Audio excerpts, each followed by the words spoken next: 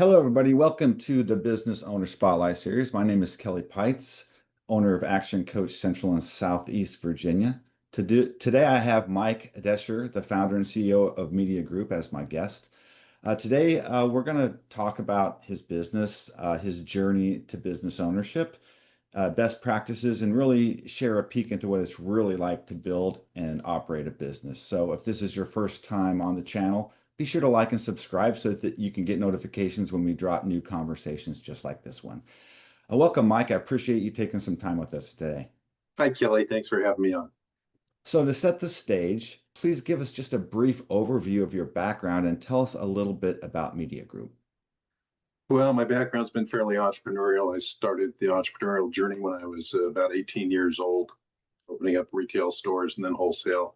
I ended up transitioning through liking the computer business in the 80s, and I actually went to work for companies in the computer industry. I worked for Apple and Adobe and Logitech. So very, very interested in it. And then during that journey, I started our current company, Media Group, which is a company that provides trade show services, which is everything from designing and building an exhibit booth to training personnel, providing promotional merchandise, apparel, all those kinds of things. And in my off hours, I'm a mentor at William and Mary and their entrepreneurship program, the Entrepreneurship Hub. Tell us a little bit about what your role is currently that you play in the business. Currently, I'm the CEO and founder of Media Group. We were originally founded 25 years ago this month as a consulting company, primarily to help businesses be able to kind of see the forest through the trees. A lot of times business owners get lost from being very too close to their business. Mm-hmm. So we had a unique perspective. We actually started the business while we were at Apple Computer. They encouraged us to do that to help their retailers kind of grow and expand their businesses. And one thing led to another. And, as entrepreneurial businesses go, somebody that says, can you do this? And we go, sure. And then turn to each other and go, can we do that? I don't know. Let's figure out how to do it. So it kind of grew from there. We ended up supplying printing because we had a background for that, then promotional items, and then doing trade shows and designs. And it just worked into a business. Okay. So when you look at your role, how many hours do you spend working in your business, the day-to-day job versus the strategy and planning of working on your business?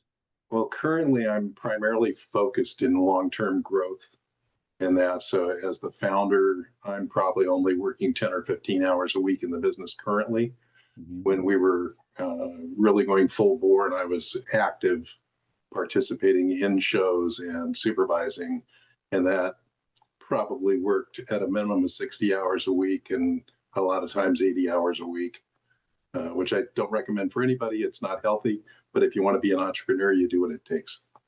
Yeah, that's right. It does take that at the beginning, and unfortunately, so many business owners never get out of that. They're never able to transition to the more of the working on your business like you have. So let's move into what makes your business so special. So, primarily, who does your business serve? I mean, if I was in the audience, how would I know that I'd be a good fit for your product or service?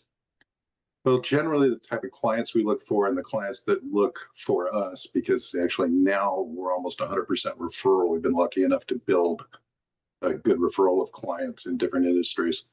But it's usually anybody that manufactures a product or a service and wants to expand their business.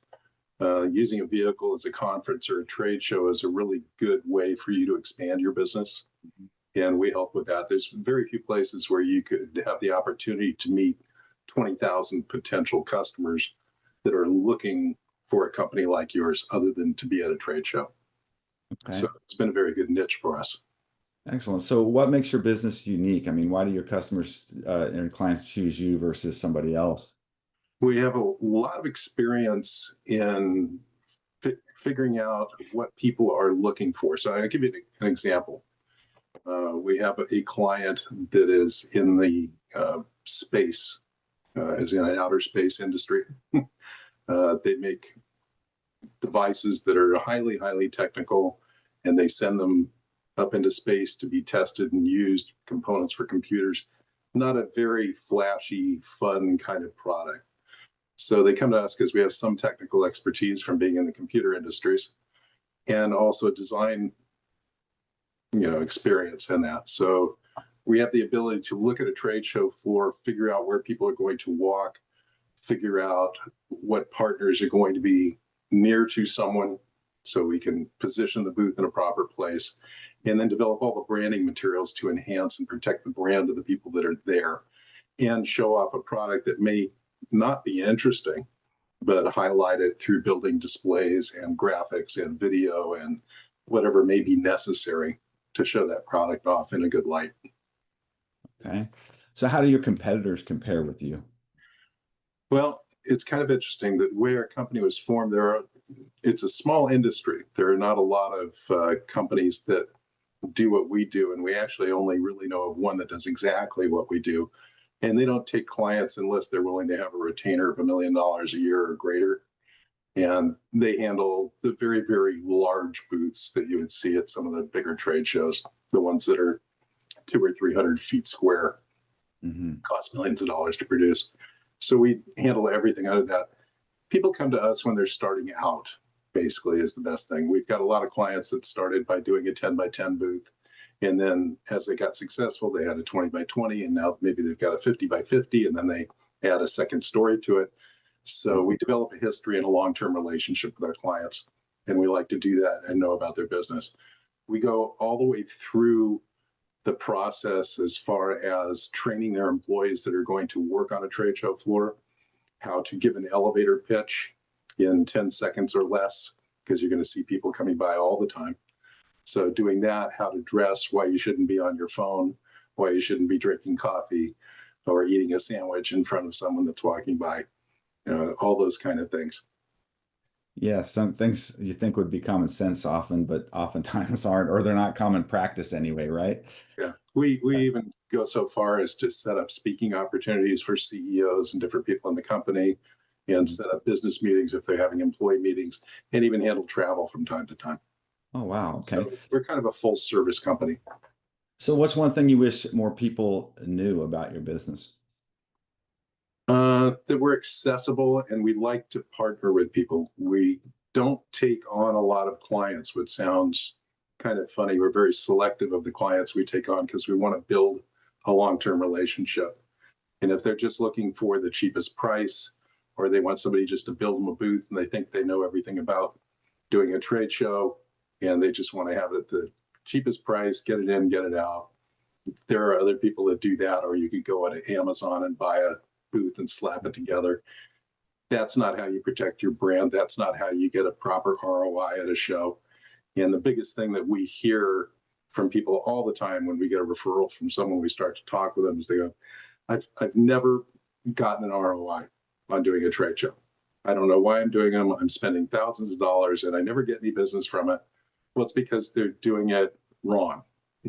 They're selecting the wrong trade show. They're putting their booth in the wrong place. They haven't trained their people how to talk to people. They haven't sent the right people. It's amazing how many times I see companies that will send people that work in the warehouse or the administrative assistants or somebody like that that actually know nothing about how to sell their company's product or what it really does. Yeah, wow. That's quite interesting actually. Well, I mean, that kind of leads me to marketing, which is something that, is vital to every business and often an area that most businesses struggle with. So I'm always curious about what successful businesses are doing. So I mean, what's your, how do you deal with the marketing? What percentage of your monthly sales typically do you invest back into your marketing budget? We've never quantified it that way. Hmm. In the early days, we probably put back 40% into marketing. And marketing, in our terms, if you were to look at our website at mediagrouppromotions.com, the first thing you would see is we begin when social media ends. So we're going after business in a traditional way, and we're not an e-commerce business, and we don't do business through the web. We believe that you have to shake someone's hand and look them in the eye to ask them for a couple $100,000 and to trust you with their business and their brand. So the marketing for us a lot of times is just simply picking up the phone and talking to people. We do a lot of marketing on LinkedIn. I follow trends and people and what they're doing, and I like to just send an inquiry or pick up the phone and say, I'd like to learn more about your business. I'm Okay. very, very curious, and I encourage all entrepreneurs. The biggest thing is to be curious. Right. Call people, send them an email, find out what their business is. You know, maybe you can help them, maybe you can't. Maybe you know someone that can help them. That's even better. Yeah, building that network community and knowing it's not always about the sale for you, it's about the abundance that you provide Yeah. to others. So LinkedIn is one of them. How many different marketing strategies do you use? Really not too many. Like I said, it's traditional marketing. I have people come to us all the time and say, we can get you 10 appointments a week. There's a lot of people Yeah, that do this now, or we can get you that number 1 ranking on Google, one thing or another. The problem with our particular business is we don't want to have um, people just bombarding us with questions about, can you do me a booth for less than $10,000? Can you do yeah, this for that? That's not our business. We have to have a relationship usually with a senior executive and generally with a CEO. So if you come to me and you say, I know 5 CEOs that manage $200 million or bigger companies that I can introduce you with, that you can take a meeting and shake their hand, that would be great. I would talk to that person. I would do that. Unfortunately, in all the years we've been doing it, I've never met anybody who's approached me with that, yeah, because it really can't be done from a yeah. marketing standpoint. What you can do, and what we do is we build brand awareness, and we do that through publishing articles, doing a lot of white papers, doing a lot of industry participation with different industry groups that are in the exhibit business, Mhm. and sharing ideas with people. So from that, you build a reputation, and that becomes a large portion of our marketing effort. Spend a bunch of time focusing on the business and sharing some of your best practices with the audience. So I'd love to take a step back and dive into your journey a bit more. So why did you choose to go into business for yourself as opposed to continuing to work for someone else? It's funny. I get asked that a lot as a mentor, William and Mary, and my standard answer off the cuff is, I like to eat. I like to have a roof over my head. And the further answer to that is, I grew up in an entrepreneurial business. My father never had a job with anybody else. He grew a business. He was in the retail business in Hawaii, had retail stores selling Hawaiian shirts and moo and that kind of thing. So I grew up with his hopes of me taking over his business. But like a lot of young people, you go, nah, I don't want to do that. And what I really wanted to do was become a photojournalist. So that disappointed my father greatly, but I had entrenched in me all these entrepreneurial ideas. And my friends that I've known for years still laugh, said, you were the only kid I knew in junior high school that knew how to read a balance sheet. So I kind of started that way. And when I got out of high school, really, I didn't even, it didn't even occur to me to look for a job. What occurred to me was I had to find something to sell, and Okay. something I knew. And the only thing that I really knew was retail. So I started there, very cocky, not knowing, and times are different now. But at the time, I was able to go to a shopping center and see that they had a spot that hadn't been leased in a long time, and basically talk the owner of the center into giving me a try. I'll give you, just like renting an apartment, I'll give you a first and last month and let's see how it goes. And I started one store, and then about 6 or 8 months later, added another, and then a third one after that. And then I sold those because I had the leases on them. I sold the leases and started a wholesale business, and just continued on the path. I'm always looking for a trend in something, and something that you can buy and sell at a proper margin. I used to ask my father, how do you know how much to mark something up? And he used to say, well, you just take whatever it costs you and you double it and you add $1. And as a kid, I went, well, what's the dollar for? So that's for overhead. So times have Yeah. changed. Things are a lot more statistical now than they used to be, but the basic premise is still the same. Looking back on your journey, what's been the most memorable roadblock or hurdle that you were challenged with and that you were forced to overcome?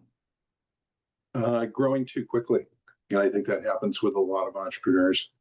In this particular business, I remember the first six-figure booth that we got. We were generally doing booths that cost $10,000, maybe $20,000, and all of a sudden we had a $150,000 booth with no credit in the industry, and having to basically talk people into giving us credit based on getting prepayment from our client. So our business in it has turned out to be actually the proper decision. We didn't know it at the time. We did it out of desperation. We couldn't take a net 30 stance or a net 60 stance with a client. We had to get paid up front. Mm-hmm. And after a few years of doing it, we realized that there's two things that people do when they do a trade show. They're either just starting in business or they're just going out of business. So you need to get the money out front. And a lot of our competitors that have carried terms when COVID hit, they went out of business. Their receivables were too high, their infrastructure was too high, and we were able to continue on. Yeah, and not to mention, I mean, the cash flow is so important in a business, and when you have terms that are like, 30 or 60, that just kills your cash flow, you Yeah. know. I So have, I have people ask me all the time, can you give us 30 days to pay you? And when you order something from Amazon, they're a multi-billion-dollar company. Do they let you pay in 30 days? yeah, The answer, of course, is always no. yeah, So yeah. I'm a little guy, basically. Why are you asking me? Put it on a credit card. Well, let's look forward now and what comes next. Where do you see your business in the next 3 to 5 years? Well, I'm hoping some young budding entrepreneur out there will have enough interest to get involved in this kind of business that I could turn it over to perhaps. Hmm. It's one of those businesses that is different from others that you can develop an exit plan because it is so relationship based. Hmm. And I've had this discussion with a lot of our larger clients and said, I'm getting older. When I finally decide to retire and not work with you, what are you going to do? And the usual answer is please don't, because they don't know who to trust. Yeah. I have the same relationship with people that you do with your dentist or your accountant. You Hmm. really don't want to change those kind of people. And when you're trusting your business, your brand, and your money to someone, you don't want to do that. So, what I've been doing and what I like to do is I'm an entrepreneurship mentor at William and Mary. And I like doing that because I meet a lot of really bright students that are wanting to just understand what being an entrepreneur is and maybe grow a business. And they come up with some wonderful ideas to do. So I'm hoping maybe one of those days, somebody will come along that I can mentor into my business and let them run with it and succeed with it. Yeah. So we'll see. And that's, relationships are so important in a lot of businesses where the owner, and especially if they don't have a lot of employees to build the structure, they become the business, and then it is really hard to transition that business to somebody else. If you're the main person in the business that everybody trusts, so that becomes a challenge. And but hopefully one you can overcome, because with a great business, you should be able to, sell that or transition that and have that provide for you as well as one of the means of revenue. Man, Yep. we've covered a lot of ground in our conversation today. So as we begin to wrap up, I have a few rapid fire questions, just kind of quick top of the head answers for each. Okay. Oh, that's scary. Okay. Yeah. All right. So what is the key to success for you? Grit, never giving up. Okay. If you had one piece of advice that you'd give to someone thinking about going into business for themselves, what would it be?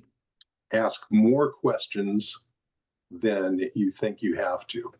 Keep asking questions and hope that you get a lot of no's and wrong answers, because that's what you want. You don't want yeses. Yeah. Okay. What's one book you're reading now or have read recently that you would recommend for somebody to read? Oh, that's a hard one because I generally don't read books. Okay. I read a lot of magazine articles. I follow a lot of people. I like to follow Mark Cuban. Uh, Hmm. as I said, I work for Apple Computer. So, in my position there in business development and publishing, I work just one step away from Steve Jobs. So, I got to know him, his personality, and it ingrained into everything that I do. So, not a lot of books, but every magazine article, television interview, podcasts, all those things. Yeah. So it's important to continue to learn, obviously, as an entrepreneur, always, right? Always, always, always. Yeah. So if you had to choose only one area of your business that you could immediately improve tomorrow, what would it be? Um,